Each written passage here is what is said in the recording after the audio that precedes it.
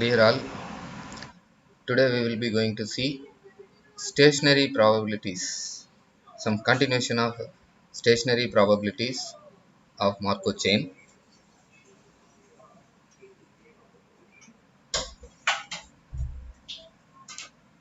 Here we will be going to see few problems on stationary probability, one or two problems. Whatever we have seen the idea from the previous class, we will use it here. So this is actually started like this in the last class. So we have given these kind of things. So these are all actually you may know very well. So here we have stopped in the last lecture. So now we will be continuing this with the example, a model of social mobility of families posits three different social classes, namely lower, middle, and upper. The transition between these classes are given in the transition matrix. So directly they have given transition matrix. There is no direct transition diagram. So we may have transition diagram based on this also. That is not our part at present. So this is the thing. The question is find the steady state probabilities. So lower, middle, and upper. So three states are there. So our stationary probability pi also have pi 1, pi 2, pi 3. We may take it as pi 1, pi 2, pi 3 where it will have to satisfy pi p equal to pi. Stationary probability or steady state probability. So we will have this probability distribution as it is. This TPM I have taken here, pi p equal to pi. So multiplying using matrix multiplication method, so we will have three different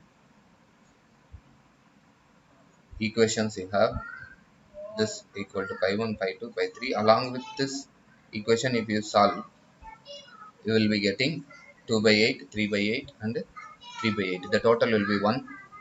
So this is the steady state probability of this particular Markov chain. So limiting distribution does not need to exist. Actually, here we have found stationary probability, but limiting probability is also there. As per our last lecture, we have seen limiting distribution also exists, but this limiting need not be exist, even though when stationary ones. So stationary one here exists. Limiting exist or not, we are not checking it, but that is not necessary in this aspect here. Actually, in some cases, if they were asking how you will find it, here is an example. So some regime switching between the transition 0 and 1 can be written as 0 comma 1 1 comma 0. So first row 0 to 1 1 to 0. So like that p will be there. So actually to stay limiting to find limiting probabilities, you need to find n transitions. As long as you are finding, you may easily attain the limiting distribution, but limiting distribution may not be your stationary. If it attains means, then it is going to be a stationary. Limiting attains means. So here what happens now, p square will be 1001.